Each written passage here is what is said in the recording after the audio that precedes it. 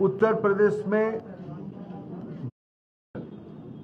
ऐसे 5 विभाग की आदरणीय मंत्री, आदरणीय अधिकारी मित्रगण, हम मिलके आज की मौजूदा स्थिति, देश में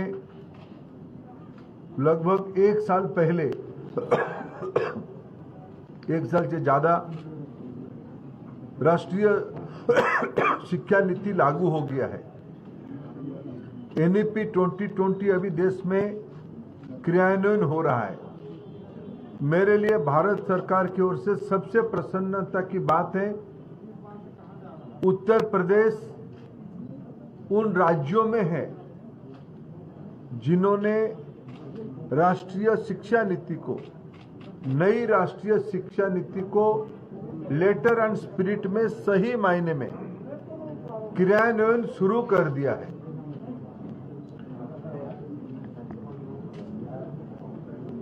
ये रिफॉर्मिस्ट गवर्नमेंट है। मैं कई विषय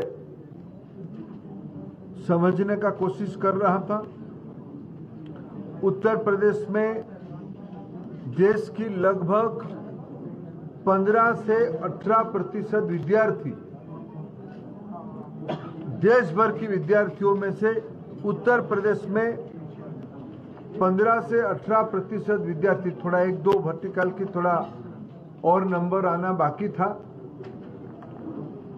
ऐसे उत्तर प्रदेश की स्टूडेंट नंबर है, छात्रों की संख्या है, छात्राओं की संख्या है, 5 करोड़ स्टूडेंट है।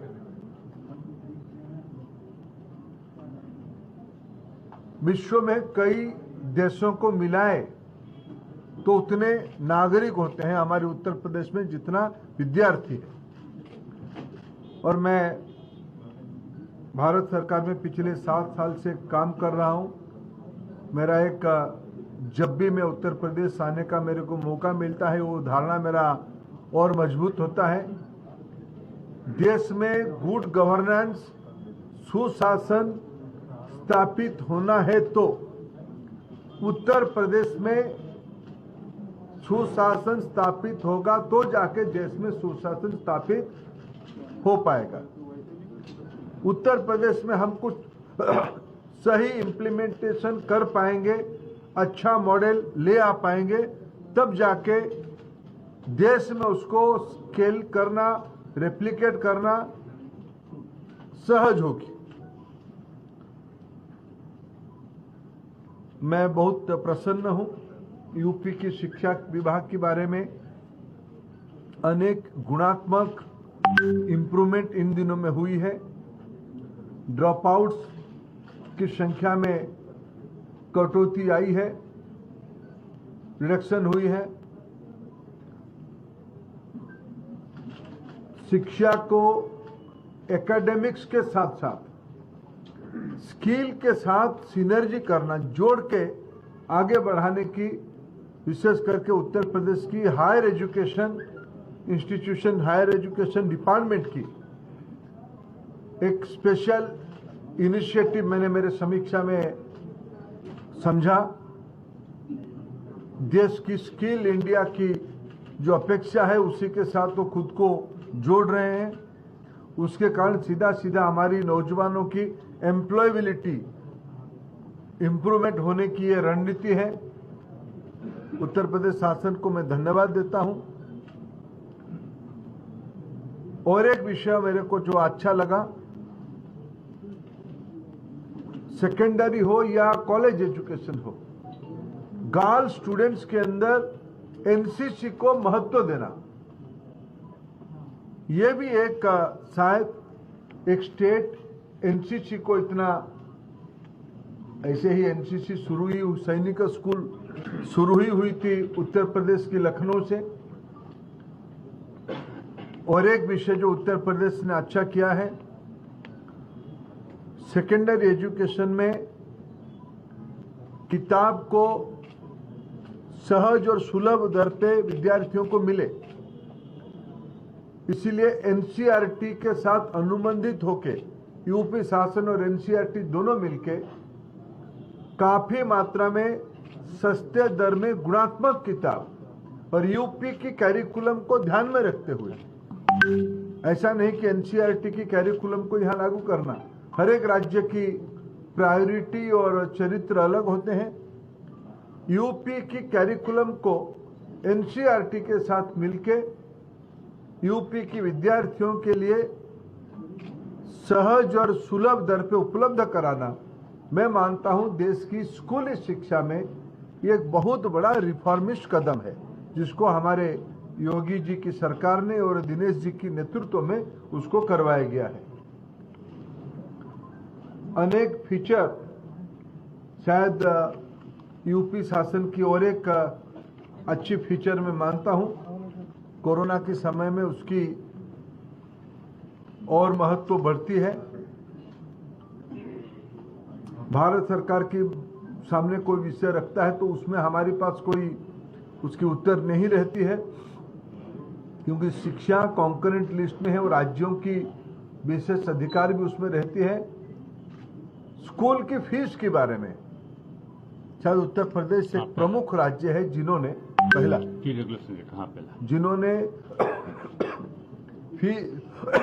फी रेगुलेशन एक्ट बनाया, जिसके कारण मध्यवर्गीय लोगों को गुणात्मक शिक्षा सुलभ दर पे बच्चों को मिल पाए।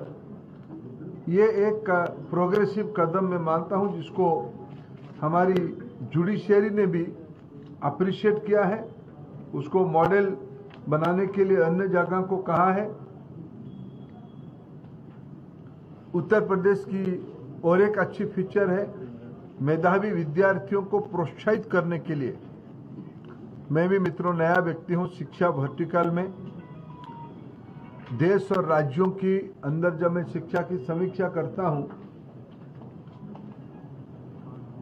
अनेक अच्छे मॉडल विभिन्न राज्यों में दिखने को मिलता है, लेकिन मैं आज समीक्षा में जो यूपी की जो कुछ अच्छे फीचर हमारी समझ और सीख बढ़ी, उसमें उस इलाका की अच्छे विद्यार्थी के नाम पे गौरव पथ निर्माण करना, ये भी देश की अन्य राज्यों को विशेष करके 21वीं सदी में नई पीढ़ी की ग्रामीण और छोटे इलाका के विद्यार्थियों को एक प्रोत्साहित करने वाला फीचर है। मैं इस प्रकार की अनेक अच्छा विषयों को मैंने आज यूपी की समीक्षा में मैंने पाया। कुछ यूपी की अधिकारी मित्रों ने और भारत सरकार के हमारे अधिकारी मित्रों ने दोनों की ओर से जो कुछ प्रशासनिक सहूलियत और बढ़े, उसके बारे में भी आपस में चर्चा हुई है। मैं आने वाले दिनों में स्वयं ऐसे विषय को यूपी के अधिकारियों को दिल्ली बुला के प्रत्यक्ष खुद उपस्थित रह के उसकी समाधान की रास्ता निश्चित रूप में अग्राधिकार रूप में मैं करूंगा। और मैं फिर इतना ही कहूंगा कि यूपी देश के अंदर न केवल एक संख्या के आधार पे एक नंबर है, गुणात्मक दृष्टि से भी यूपी कई मामले में देश के लिए अभी भी बेंचमार्क है। पिछले 4.5 साल की योगी जी की सरकार उसकी हकदार है। प्रधानमंत्री नरेंद्र मोदी जी आत्मनिर्भर भारत की कल्पना किए हैं, योगी जी उसको यूपी में क्रियान्वयन कर रहे हैं। शिक्षा उसमें से ये सारे प्रयोगों की आत्मा है। हम मिलके यूपी की नई पीढ़ी को तैयार करने में हम लोग भरपूर और प्रयास करेंगे। आज की समीक्षा की यही 1-2 विषय आपके माध्यम से मैं यूपी की जनता के सामने रखना चाहता हूँ। एक सवाल ये है, प्लीज एनसीईआरटी की जो बुक्स आ रही हैं, खासकर जो साइंस स्ट्रीम की बुक्स हैं, ये कहा जा रहा है वो बहुत शॉर्ट में है, संक्षिप्त में है, तो विद्यार्थियों को जितना उनका लाभ मिल सकता है वो नहीं मिल पा रहा है। एक समस्या तो ये आ रही है, सामाजिक विषय की ठीक है, जो सोशल स्टडीज जितने भी है। दूसरा ये है कि संस्कृत जो बोर्ड है, वो संस्कृत बोर्ड के लिए कई राज्यों में जो दूसरे बोर्ड है, राज्य बोर्ड हैं, उनके लिए NIOS मिल रहा है, लेकिन यूपी में इतना बड़ा बोर्ड होने के बाद भी, इतना मानक खड़े होने के बाद भी संस्कृत बोर्ड को NIOS का जो सेंटर है वो नहीं मिल पा रहा है इसमें, और ये करना आपके विभाग को है। देखिए, मैं एक सवाल मेरे से और जुड़ा है। अरे मैं जितना उत्तर दे पाऊँ उतना ही पूछिए ना। एक लाइन का सवाल है सर, एक लाइन का। पिछली बार जब आपकी सरकार थी तो आपने इन स्कूलों के लिए शिक्षकों को प्रशिक्षित करने के लिए DLED कोर्स शुरू किए थे, उसके अच्छे परिणाम सामने आए थे, लेकिन अभी भी बहुत से शिक्षक DLED उस कोर्स को कंप्लीट नहीं कर पाए हैं, जो सालों से वर्षों से पढ़ा रहे हैं। अगर ये दोबारा शुरू हो जाए यूपी में तो बहुत से टीचर्स और लाभान्वित हो सकते हैं। मेरे ये 3 सवाल है, एक लाइन के। देखिए, आपने जो पहले साइंस की NCERT की टॉपिक और कोर्स थोड़ा शॉर्ट है, ये निश्चित रूप में यूपी में समस्या नहीं इसकी।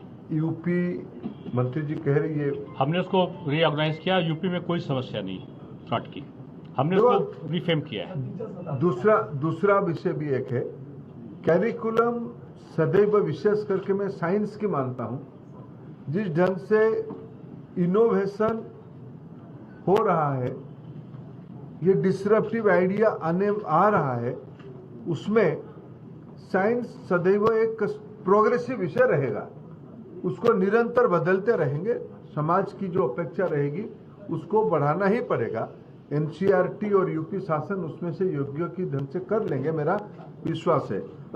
बाकी आपने संस्कृत बोर्ड और NIOS की केंद्र के बारे में कहा है, उसको मैं तुरंत बता नहीं रहा हूं, क्योंकि मेरे लिए भी एक एडमिनिस्ट्रेटिव नया विषय है। मैं उसको समझ के, अगर ऐसे कुछ दिक्कत हुआ होगा, संस्कृत विद्यालयों की विद्यार्थियों को NIOS की फ्रेमवर्क में परीक्षा जैसे सहज से दे पाए, उसकी व्यवस्था कर लिया जाएगा। NIOS की वो मैंडेट है, क्या दिक्कत है, हम उसको देख लेंगे। टीचर्स के बारे में राष्ट्रीय शिक्षा नीति में बहुत जोर दिया गया है। इन दिनों में जो DLED के बारे में आप कह रहे हो, कोर्ट की कुछ ऑर्डर आई थी, उस हिसाब से उसको लागू किया जा रहा था, और आने वाले दिनों में टीचिंग फैकल्टी को और मर्यादाजनक बनाने के लिए उसको और महत्व और मान्यता दिया जाएगा। मंत्री जी, एक सवाल है हमारा कि जो नई राष्ट्रीय शिक्षा नीति है वो कितने प्रदेशों में लागू कर दी है? दूसरा ये, क्या केंद्रीय विद्यालय विदेशों में भी शाखा खोलने का प्लान तैयार कर रहा है? देखिए, मेरा जो जानकारी है, एक आधा कोई प्रदेश राष्ट्रीय शिक्षा नीति को नहीं माना, ऐसा नहीं है। मेरे ख्याल से तो मैं राष्ट्रीय शिक्षा नीति को हम इस ढांचा पे, इस शब्द पे लागू नहीं करेंगे। शायद एक आधा कोई राज्य बचा होगा।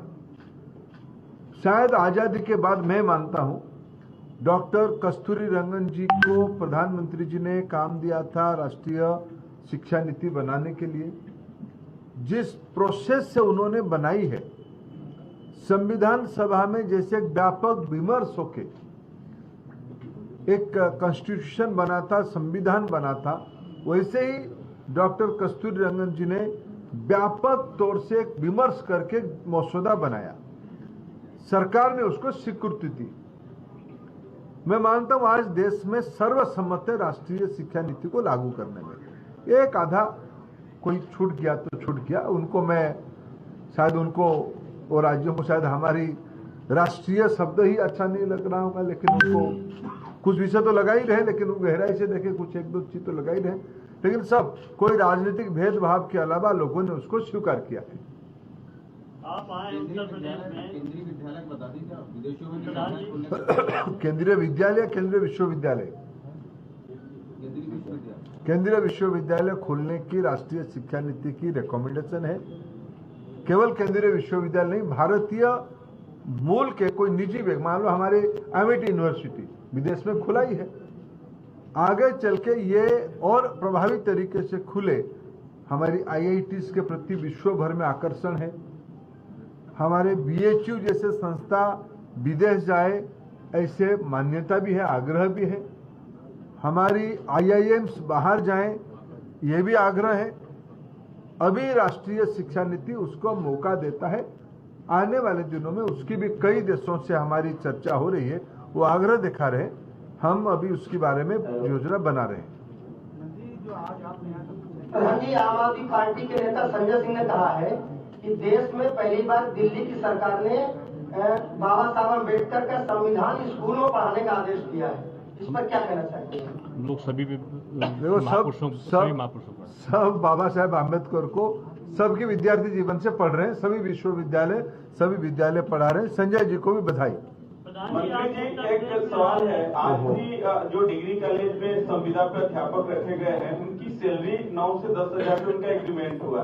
क्या आपके पास नई शिक्षा नीति में उनके लिए कुछ प्लान है? क्या उनकी सैलरी बढ़ेगी या 9,000 10,000 इन्हीं के बीच में उनके एग्रीमेंट होता है? आपके बगल में उच्च शिक्षा मंत्री माननीय दिनेश शर्मा जी भी बैठे हैं, तो क्या है सरकार का इस पे रुख? इसमें दिनेश जी थोड़ा व्यापक तरीके से कह सकते, लेकिन मैं आज की जो मेरा पिछले कुछ घंटों की समीक्षा में यूपी शासन ने लगभग 2.5-3 लाख नई शिक्षक विभिन्न स्तर पे बेसिक से लेके उच्च शिक्षा तक नियुक्ति किया है। शायद कोई राज्य होगा इतने बड़े पैमाने पे खाली पदों को भर्ती किया होगा। कुछ विषयों की जिस ढंग से हम लोग सर्व शिक्षा अभियान से अभी समग्र शिक्षा अभियान तक पहुंचे हैं, कुछ स्पेसिफिक विषय होगा तो राज्य के माननीय मंत्री उसको कह सकते हैं, लेकिन मैं उत्तर प्रदेश की शिक्षकों की नियुक्ति के बारे में जो मैंने जानकारी मेरे को दिया गया, ये बहुत उत्साहजनक है। सर, जो आपने शिक्षक भर्ती की बात की, समीक्षा में ये भी आया होगा अभी कितने पद खाली है, उसको लेकर कोई चर्चा की?